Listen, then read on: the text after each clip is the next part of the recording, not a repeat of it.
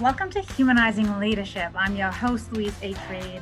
Each week, as you know, I sit in and dig in for 40 minutes and have a brilliant conversation with an expert guest where we discuss topics for the next gen leaders.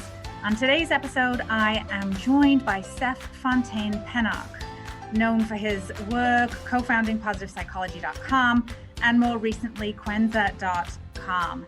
I'm absolutely honored to have Seph on the show today, entitled Positive Psychology at Work, where we talk about what positive psychology is and it isn't, how emotions are information, leadership, of course, and a hot topic these days, burnout. Listen in, enjoy the show, and of course, make sure you subscribe to my email list at louisehreed.com to get all the show notes and quotes sent to your inbox. Without further ado, here's Seph. Seph, my new friend, welcome to the show. Thank you. Glad to be here. I'm really, really excited. I think I say that every week, actually, but I really do. I'm particularly excited about spending this time with you, Seph, because two reasons. One, I've been following you and your work on LinkedIn and through a tool that you co-founded, Positiveologycom. And I know there's another great tool, Quenza, as well, that you have. It's just been so impactful in my own work that when then I connected with you and you had a willingness to show up and talk about your experience with positive psychology and just explore all its goodness, I was overwhelmed with gratitude that we could have this time. So that's why I'm excited today. So again, huge thank you. My absolute pleasure. We had fun last time, and I think we will this time too. We did. I'm wondering if maybe you can even start for the listeners in just sharing what positive psychology is and how it came into your life. Because I really like that story behind it. Okay. Yes, absolutely. So, yeah, first to answer the first part of your question, what positive psychology is. I mean, everyone has kind of his or her own definition of it. We have a page or a post up on the site as well with tons of different definitions. I always like to go back to psychology when thinking about positive psychology and what is psychology, and then giving a sort of spin to that. So psychology is, you can see it as the study of the human mind and behavior. And I think positive psychology is looking at what's going right with the human mind and what's going right with human behavior. So I think that's a nice, general enough, definition of the field. And of course, there are lots of branches that fall under positive psychology, such as strengths, mindfulness, gratitude, etc. But they're all studying what's going right with people and what we can learn from that and extract from that, and then maybe create some tools to help others achieve the same. And that's exactly what we've tried to do with Positiveologycom and with the toolkit that you mentioned. To the second part of your question, how I came in touch with it, I found it through a Harvard course, Tal Ben-Shahar's Positive Psychology 1504, that I was able to follow online years and years ago. It must be like over 11, 12 years ago or something like that. And I remember when I saw that term for the first time, I was immediately struck by it. It grabbed me by the collar, and I just knew instinctively, like, I'm going to make my career in this field. It just so resonated with me. And from some of the people that we're working with, or researchers in the field, I've heard the exact same thing. Like the first time they saw that phrase, it really resonated with them. So that was definitely the case for me. So yeah, then I wanted to learn more about it. I did all the readings of the course, downloaded the syllabus, got the books, read everything I could get my hands on. And that's how it started for me. I love that. It's that curiosity, that spark that something lit inside you and you got curious and kept exploring. I also really enjoyed hearing when we first connected was what you did with that curiosity. And so tell us a little bit more then about how you got kind of brave, because you reached out to a lot of people right? Oh, right. In the field. So tell us a little bit more about that, how you followed your curiosity.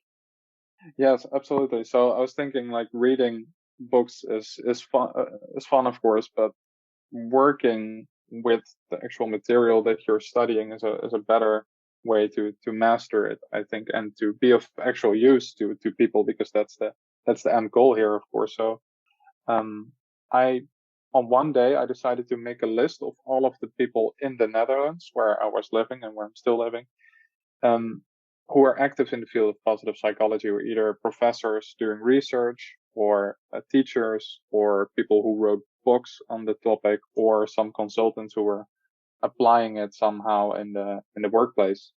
And I made a short list of about 10 people, and I looked up their phone numbers, and I just started calling them one by one.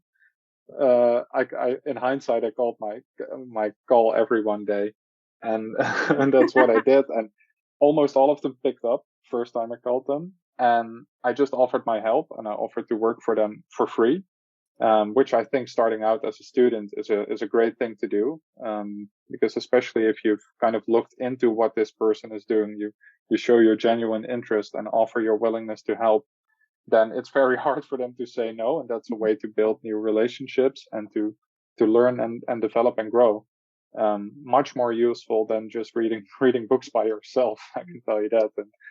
And the relationships, some of these people I've become I've become friends ever since, or business partners, or acquaintances that I still regularly meet up with. So that one day of just calling people has been invaluable to me.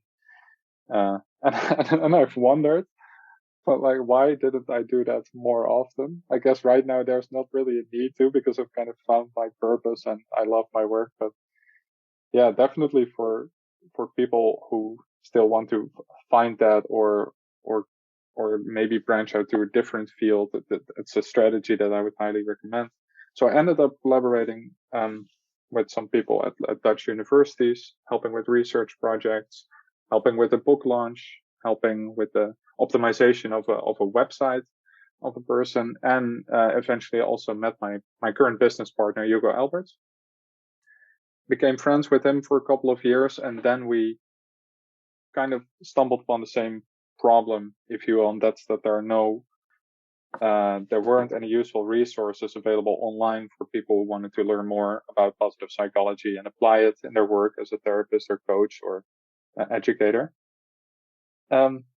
So we saw that need for it and felt that need ourselves, and so we figured, why not build it? Why not build it ourselves? Hugo has design experience. I have experience in building websites and online marketing. So we teamed up, and that's what we've been doing ever since. I love that story for so many reasons. One of them being how you followed your curiosity. And I don't think we tend not to do that enough, is what I find, certainly once I became an adult, whenever that actually happens. Mm-hmm. And then the courage it probably took, or maybe you were just really naive and young, to call that list of 10 people, right? And yeah.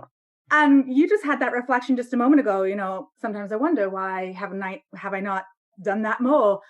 And that's why I think it really struck me, and why I wanted you to share that with the listeners, is about taking that, having courage to do something simple like that can be quite transformational. And to some of my younger listeners, when you were talking about offering help, building relationships, that these things, you have to nurture these things, and it takes time. And I think that there's a desire to get places faster. Yeah. Yeah, absolutely. So that's why I liked that story too. Yeah. Yeah. And it's also a combination of a couple of principles that I later discovered. One of them, I really love this principle, is go first, it's called. Whereas if you meet someone on the street, for instance, or if you're just crossing each other, and you're kind of both like open to contact, or at least saying hi, then why not be the first person to say hi or good day or whatever? Why wait for the other person to do that if you could be that initiating force, if you will, at that moment? And that goes from that, you can look at that on a small scale, but also on a larger scale. Like, in your own career or with whatever you want to manifest. Like, be that person to just go first, go out there, not being afraid to fail. Like, what if the other person ignores me on the street, for instance? Could be a fear, or it could be awkward, but the willingness to accept that potential consequence and to go ahead anyway, I think is a great mindset to go through life with. I think that's such a simple takeaway and concept.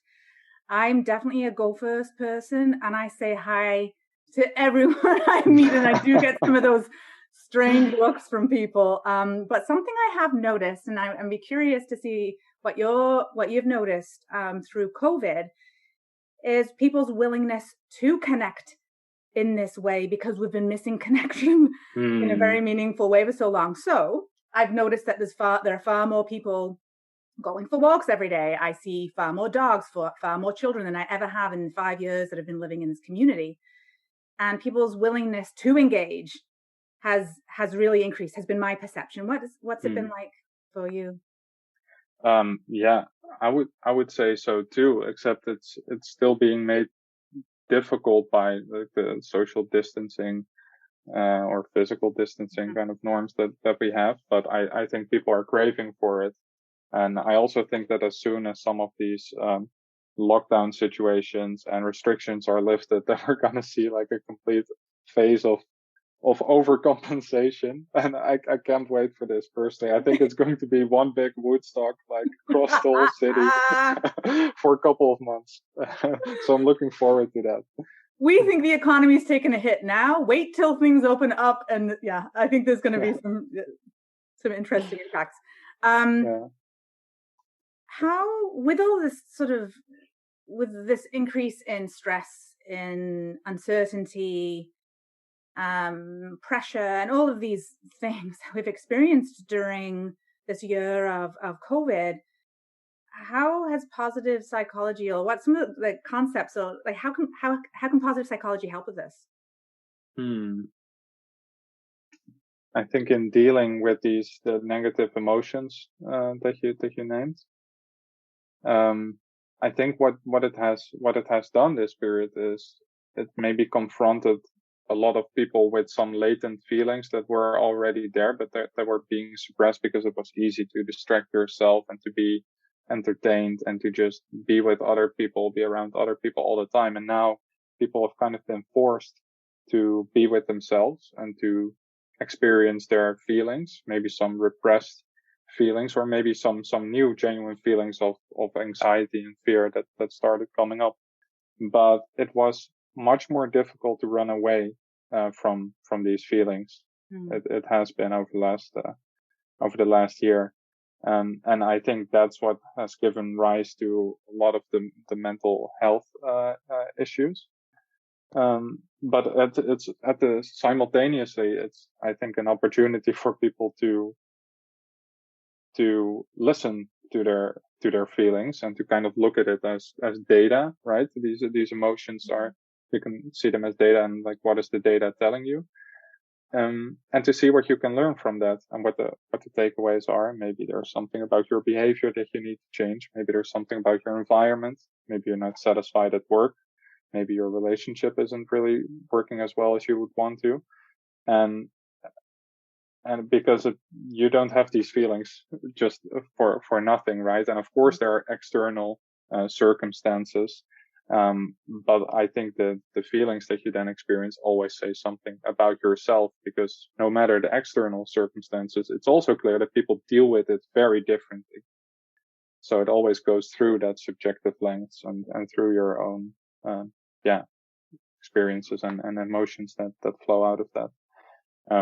At least what I've seen is that people can deal with it and with the past year in vastly different ways. And that's one of the things that I find so interesting. Some people immediately got scared and depressed, whereas others were like, okay, it's a bit quieter now, and I don't have as much fear of missing out. And it's a great opportunity to do more reading or to do some self-study or whatever. So yeah, that's what I've found most interesting about this. And to your question of the role of positive psychology, I think think when I spoke about or when we talked about the definition of psychology, the human mind and behavior, I think that's where it really starts for you as an individual to kind of listen to that and observe your own behavior and listen to your own feelings and what it's telling you, and then to grow from there. I echo everything you just said. There's so many different places we can go with that. One of them that comes to mind is how I feel like feelings, certainly in the workplace. So working as an HR consultant, specifically focusing on leadership, I really have felt and have observed that feelings, that's an F word in business. Feelings don't belong in business. And that has been, that concept has been shattered, or that wrong, that impression has been shattered during COVID. Feelings have come right on into the workplace, whether we have liked it or not, because, well, COVID. I think the fact as well that Zoom has been highly used, and we see people's lives. You can't just change your, you can't just leave your feelings and your personal life at the door anymore, because there's that obvious connection. But I have noticed that organizations who haven't really paid as much attention to supporting their leaders and developing emotional intelligence within their leaders, and certainly then within employees, but I focus a lot on leaders, it's been very evident. It's been very evident. So if I'm frank, as someone who has been working, using emotional intelligence as a tool for probably 8 years now, and really trying to integrate it more into the leadership work that I do, now that COVID's hit, people are like, okay, I'm ready now. And it's like a fire that's just really burning. We could have started it before in the past when there was a bit more of a simmer. Anyway, all that to say, emotions as information. You were suggesting that, and so talk to me a little bit then about, how important is emotional intelligence an aspect of positive psychology from your perspective in leadership? I know that positive psychology is your expertise, but I'm really interested in your personal take on connection of emotional intelligence as a tool to support leaders. Right. Yeah, I think, first of all, emotional intelligence and social intelligence are often confused with each other, but I mean, they very much correlate, I would say. Emotional intelligence, I think, is the ability to listen to and recognize your own emotions, and to also see them in others, and to recognize them and to then start acting on that. Whereas social intelligence, it deals more solely with that interaction and picking up cues from others. And I think both of them are very important traits for leaders to have. And I also think that research has shown that the most successful leaders do possess a high EQ or social intelligence. And that's of no surprise to me. I think to draw a comparison between therapy and leadership, the greatest predictive factor for therapeutic success is what they call the therapeutic alliance. That basically means the relationship between the therapist and the client. And I think with leadership, there's a similar principle working. Whereas I think people really like to work for and work in a team where they feel connected to that leader, in the same way that a client feels connected to his or her therapist. So, we're talking about emotional intelligence and leadership. Kind of the first thing that comes to mind is that ability to deeply connect with the people on your team as a leader, to build genuine relationships with them. And I think that is only possible if there's a certain level of emotional and social intelligence, because otherwise there's probably a lack of empathy or real connection with the person. If you're just saying, like, these are the goals that we got to meet and targets we got to hit, and are you okay with this? And okay, let's go. But personally, with the people on our team, I love to build more personal relationships with them. There's no real sense of hierarchy. and I'm always interested in what's going on in their lives, what are they experiencing, trying to definitely pick up cues if they're stressed or heading towards a burnout or something. I think if there are people on your team and you've picked up no cues whatsoever, that it's not really going that well with them, and all of a sudden they have a burnout, that would be really strange to me as a leader or someone working with a team of people. I would feel like I failed somehow. Mm-hmm. And that's then probably due to lack of personal attention, having one-on-ones with them, and also picking up more subtle cues in the social interaction. Burnout's a word that I think we've been hearing a lot more recently, and I know the World Health Organization has recently just recognized that as a legitimate, real thing. What have you observed over the last year in terms of burnout, its frequency, and if there's someone, maybe just we'll start there, and then I've got a follow-up question. Yes, what have you observed about burnout? Have you observed a change in frequency from where you sit and what you have seen? Absolutely. Looking at my own group of friends, for instance, it seems that one of my friends was just like getting out of it and just recovering from it, and then was like almost passed on to the next one. Yeah. And pretty bad cases as well. Like it's definitely stuff that took one of my friends out for a year, and I think the other friend will be kind of the same for the same period. Also with like some other acquaintances, it's just been more and more. And looking at because we're also publishing a new series of articles on burnout and burnout prevention, and looking at the search volume and things like Google Trends, you can just see that whole trend, if you will, is increasing. And I think the data is clear on that as well. So it's definitely something we need to take very, very seriously.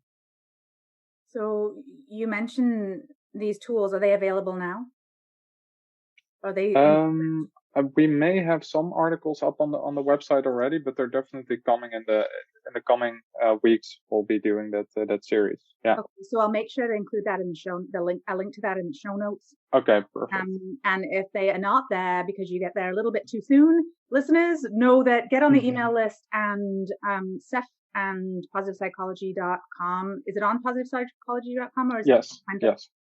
Send a ridiculous wealth of information and resources, even when you don't pay. The paid, I'm not getting anything for endorsing Positiveologycom, but I can tell you the wealth of information you get for free on the email list, as well as even more so if you're a practitioner or work in the HR field or are a leader or own a business or want to just dig more into, if you're curious and want to dig more into positive psychology and its vast benefits, the tools there are phenomenal and easy to put to use. Okay. I feel Thank you for saying that. You should go to our marketing team. I feel like I just did a commercial. You know how we're hearing more commercials happening spoken by the podcast host, and you're like, was that a commercial that they just did? That was not a commercial. Exactly. They call this native advertising. It's just more sneaky than regular advertising. But thank you for that. That was not intentional. I just, when you come across good stuff, you got to share good stuff. Absolutely. Speaking about good stuff, one of the books that I read, I'd say about 6 months ago, that I thought of as you were talking about emotions and being able to navigate emotions well, in addition to the great tools that I know that are on your website, I read a book called Permission to Feel by Dr. Mark Brackett. And it's been a phenomenal tool that I've integrated in some of the work that I've done in supporting well-being at an organization that I've just recently been doing some consulting with. It's got this mood meter tool, and it's just this 4-quadrant tool that allows you to look at pleasantness, like how pleasant you're feeling on low to high, and then an energy level. Is it low energy or high energy? And then allows you to label sort of how you're feeling, because it's said that we typically, use words like happy, mad, sad, glad, certainly in North America. Beyond that, you ask someone how they feel and they don't even know how to go deeper than that. Right. And I've been trying this on my kids. Why am I sharing this with you right now? I'm not sure, except you just made me think of this. And I've been trying it with my kids. I think in order to express what you're feeling, you need to have the words for that, of course, and the vocabulary as well. I mean, that's the way we express ourselves. I think that's very important, and a great exercise to do for instance in the classroom as well, to give people, students, anyone, the proper vocabulary to really express what they're feeling. Absolutely. I think that we do a better job with teaching this to our kids now. There's social emotional learning happening in schools now. Hello, we need social and emotional learning for our leaders. We really, really do, because I look at the leaders that I typically work with. They've got a heart, most of them have a heart of gold, want to do good by the company, want to do good by those they serve, want to do good by those that they lead. But somehow, once they walk through the workplace threshold, although now it's like in the Zoom room, they leave behind all those human things and start to operate more like a robot. And that doesn't work. And it just doesn't work. Anyway, so that's where I was kind of going with that. If we look to the future, which the future might really only be a year from now, because things are going to hopefully be vastly different in the next year or two. Where do you see positive psychology? What are the biggest opportunities for positive psychology? Talk to me a little bit about what you envision. Okay, right. I think it's a growing field, obviously. More and more research is being done. I know if you look at the MAP program, so the Masters of Applied Positive Psychology, they've been popping up all over the world, which is very exciting. And 10 years ago, there were only a couple. Of course, the one at UPenn, and then they have one at the University of Melbourne as well, and some others. But I think there's been more and more opportunities to formally study positive psychology as well. So that is very exciting, looking at the kind of the education field. With the growing popularity of branches of positive psychology, such as mindfulness and meditation, I think they have the effect that a lot of the attention that's been given to this simmers through to the other branches as well, and people become familiar with subfields such as gratitude and strength finding and all of the other branches of positive psychology there are out there. So I just see a growing role for this field. I think at some point it will get more legitimacy as well, because right now, we briefly spoke about this last time, it's often being confused with self-help or positive thinking. That's also because of the term positive. When people hear that, also when I say what I do and the platform that I've built, the first reaction of most of the people is like, oh, I love positive thinking. Yeah, I read this book called The Secret and yada, yada, law of attraction, all of that, and that's still the number one association I think people have, not knowing that there's rigorous study behind it. There's research being done. And of course, the research is imperfect, like it is with all of the social sciences. And of course, there's more replication studies needed. And it's easy to kind of discredit the whole field just because there are some rotten apples in the basket. But I think the intention of the people working in this space, from my personal experience, almost everyone that I've collaborated with, it comes from a good heart, and it comes from a good place. And people want to help other people and improve their lives somehow. That's deep down what the whole field is about.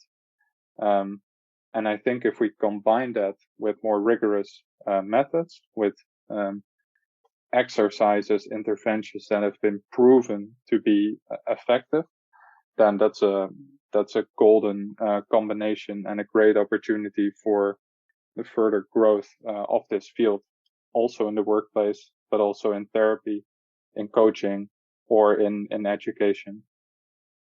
And here I'm going to plug Positiveologycom again. Seriously, I'm not really meaning to do this, but I can't help it and I'll tell you why. So I have with me here this Martin Seligman, considered the founder of positive psychology, wrote this book, Flourish. He's written other books as well that I first got introduced to this concept years ago when I first became a mom and read The Optimistic Child. All that to say, I love reading his work, and he certainly has a lot of things to apply. But where I feel like there's where I feel your organization, Positiveologycom, comes in is that it's evidence-based practical tools, and that's what I have taken away from it. With a science degree, and then some learning in wellness. I mentioned that to you previously when we spoke, which was seen as very woo-woo. I feel like positive psychology is that beautiful blend of both. So evidence-based stuff to make you feel good, contribute better relationships, all of what we've kind of talked about. Yeah, and also just to if I can intervene there, well, because we've been talking about the positive side of positive psychology, if you will, but there is also, I think, a part of the field that they call it the 2.0 or the second wave of positive psychology that takes a look at the role of negative emotions, and of the darker side of life and some of the big existential questions as well. It's not that it has pulled that into its grasp as well, but I think it's like a yin yang kind of so interrelated that you can't say anything meaningful about one part without at least looking at the other part of the equation. And personally, that's why I'm even more interested in subject like meaning, for instance, and purpose in life. And there's more research being done into this as well. And I've personally done some research into meaning, which is a very interesting topic. Maybe something for another podcast. But I just wanted to stress that, and also to kind of save the reputation of positive psychology. Like, it's not just about the positive. We're also looking at the negative in order to see what we can learn from that to grow and develop. But I think by looking at the negative or what's going wrong, or observing your own more negative emotions, that's where the biggest room for growth is. I really like that you brought that into it, and perhaps that's why I really enjoyed Dr. Mark Brackett's mood meter and that tool, because it enables you to non-judgmentally identify how you're feeling, and then there's the choice: do you want to stay there, or do you desire to move into a better feeling place? And so it's not to ignore how one is feeling and try to sugarcoat it and just spin it a positive way. It's really about feeling the feels and understanding then how to navigate it. And I think that's why I like that tool. Yeah, no, absolutely. That's great. And what it makes me think about is that there's a lot of, and I see this with some of the other websites and stuff I see coming by on social media. There's a lot of surface level materials out there as well, that are very much focused on, for instance, positive emotions or getting people to feel a certain way. Whereas I think that shouldn't really be the goal here. The goal should be for people to feel what they're feeling. And if I'm feeling sad, the goal of positive psychology or whatever is not to make me feel happy. That's not the goal. And this is what a lot of the coaches that are starting out are missing the mark as well. The whole game, this whole positivity game, it becomes like a surface smear. There's no real depth behind it. I mean, it's completely ignoring depth psychology, for instance, of like, where are these feelings coming from? What's underlying all of this? It's saying like, oh no, that all of those layers of depth, it's not really interesting. Let's just make sure that the outcome, at least on the surface, is different. But yeah, that's like pushing a ball or a balloon underwater. It's just bound to pop up again at some point. And rather than doing that, I would think it's interesting to explore what's underneath the surface. Yeah, I've been there, done that. And at 40, I'm not 40 now, I'm 46, but at 40, after pushing that balloon under the water for so long, and I know that a lot of listeners will be able to relate to this, there was no pushing it. It was coming up. And it was a big, I like to call it a midlife awakening. My ex-husband calls it a midlife crisis, but that's a matter of perspective. Right. And both can be true. Okay. Are you telling me that my ex-husband was right?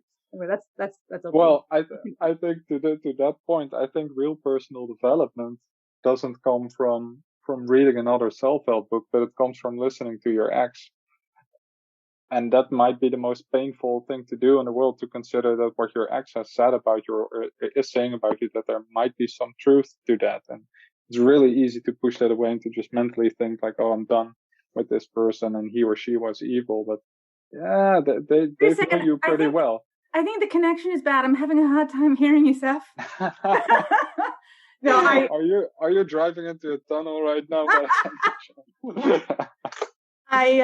That's really, really valuable. It's really valuable. So valuable that I'm going to ask if you can, it doesn't have to be verbatim, but I'm wondering if you could repeat that, because I think that's really valuable for listeners to hear again.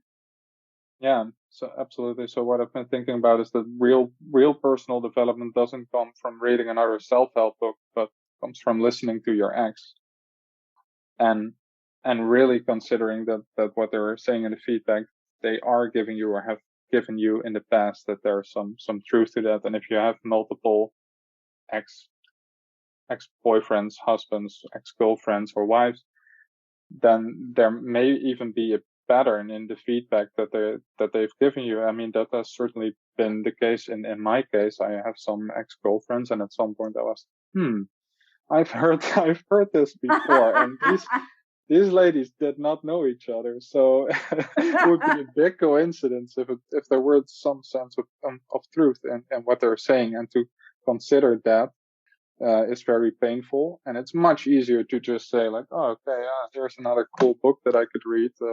Why not? I'm becoming a better person. I'm reading all of this material. It's like, yeah, no, there are way more important sources of depth psychology and truth about you as a person that you could explore. And one of the tools in leadership and in the workplace, for instance, is the 360 assessment.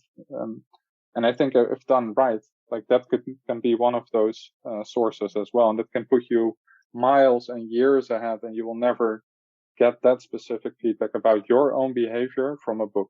Impossible. I think that's brilliant. Brilliant connection, both personally as well as professionally.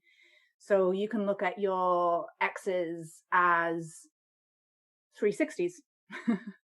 As well. That's not a 360. That's part an element, right? So part, yeah. And absolutely. I don't think that we generally do that. So that was hugely, hugely valuable. I have one last question. I have many questions, but one last question for the show. You wrote a really great piece on LinkedIn about your takeaways from a Carl Rogers book called On Becoming a Person. And there were many insights that you shared, all of which I found really valuable. And I'm not going to get you to go through the 7, because I happened to read the article again just before we recorded. You probably don't remember the 7 takeaways, so I'm not going to quiz you. No idea. But one of them that really stood out to me, perhaps because this is maybe where I'm really at in my own life, which is why it really resonated. You said one of the takeaways was to see yourself as a process of becoming.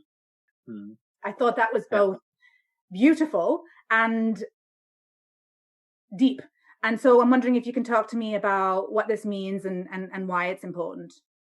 Yeah, absolutely. I think this is one of the most powerful things that are learned from the book as well. And it's essential in therapy, and it's essential in coaching as well. One of the things I've learned over the last couple of years is that there have been people in my life, either that I was close with or not at all. And I observed certain behaviors, and I thought, oh, this person, my gut reaction to whatever I was experiencing with them was like, oh, they're never going to change, or they're never going to get out of this, or they're never going to grow to become that.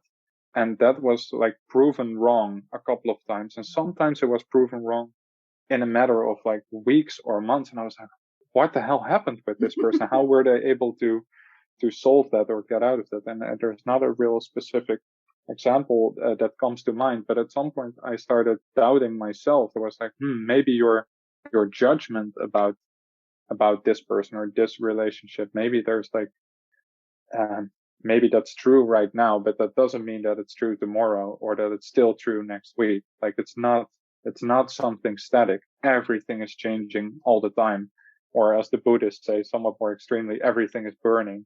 But I really love that quote as well, because what they mean is everything is always changing form.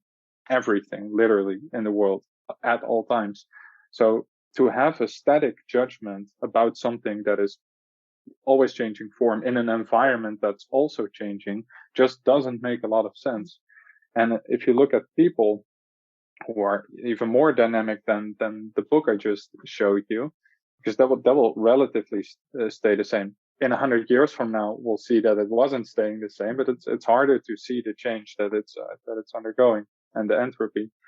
But for people, they're so dynamic, and we can change much more rapidly.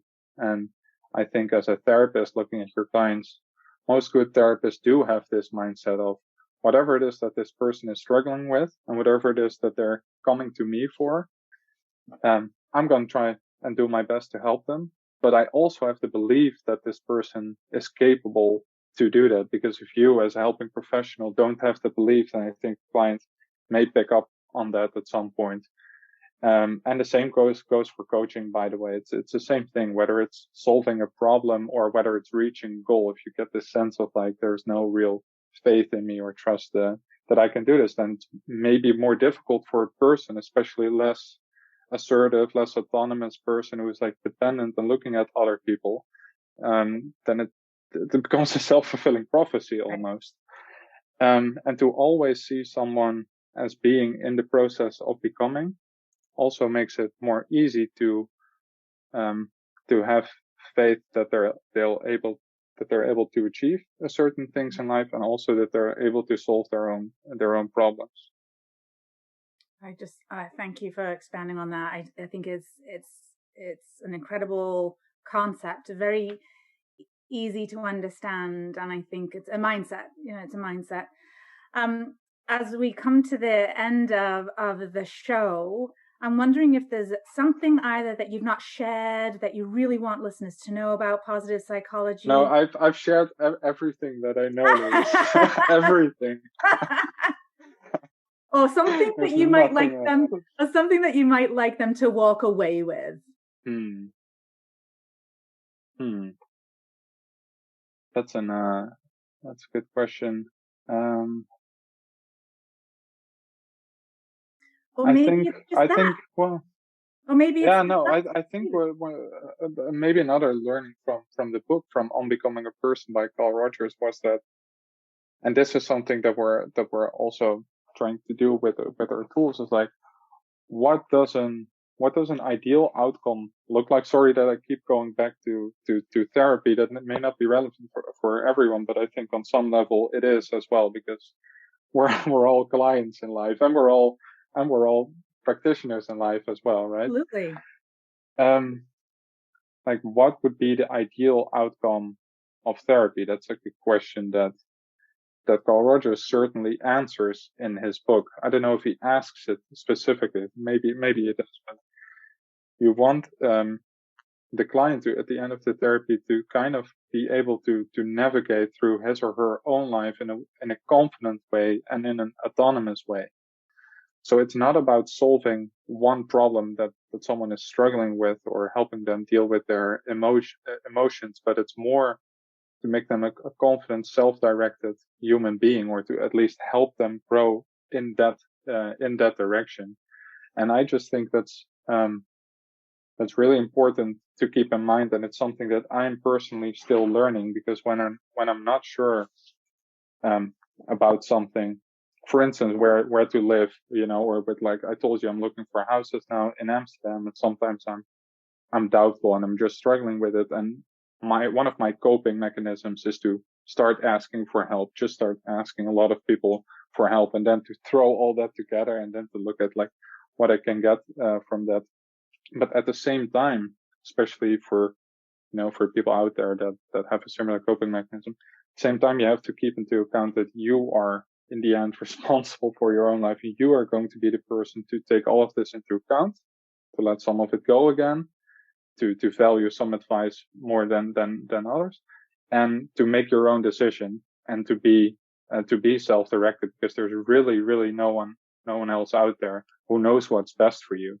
And even though we think we do, and even though we're used to that as children growing up, that our parents know what's best for us, like, yeah, maybe that wasn't even the case back then, but it certainly isn't the case now that you're mature, now that you're an adult. So that sense of self-direction, I think, is really important to develop. And that confidence in yourself is something that has to grow, and that also has to be based on something. So yeah, I don't know if it makes sense to share this as a last piece of advice, but it's just something that I've been thinking a lot about. I think it does. I think that's very insightful. It's also very practical. I do this. That's a question I ask my coaching clients as soon as I start working with them. It's a question I ask leaders that I'm working with, individuals that I'm working with, my sister. And sometimes my sister will say to me, "Stop coaching me." And that's fair and valid. I just sometimes it's just kind of natural, but hugely valuable. And I think when we get stuck in our own minds, if we can just pause long enough to even ask ourselves that, I think it's very relevant. So I think it was a wonderful addition to the conversation and a great way to end the show. And Seph, I just want to say again, a huge thank you for sharing your time with me and my listeners, and sharing your enthusiasm and your research and your expertise in this area. My absolute pleasure. Well, I had a great time talking with you. I did as well. Thanks so much. You've been listening to Humanizing Leadership with Louise H. Reed, along with today's guest, Seph Fontane Pennock. Thanks so much for tuning in to you. If you want to help spread the word on how we humanize leadership, please rate the podcast, leave a review, and tell your friends that they can subscribe to Humanizing Leadership on Apple Podcasts, Google Play, Spotify, or Stitcher. And if you like what you heard today, which I know you did, you have to sign up for a free weekly newsletter where you'll get inspiration and information on how to level up in your own leadership. You can sign up for that at www.louisehreed.com. Otherwise, always, I like to connect with you and hear from you. Email me at louise@louisehreed.com, or simply connect with me on LinkedIn at Louise H. Reed. Finally, podcast theme music is from Ben Sound, so thank you to them. Also, much gratitude to Contact Talk Radio Network and my podcast production team, Cameron Steele and Jay Andrews. Thanks finally once again to you, my friends, and I'll chat with you again next Tuesday.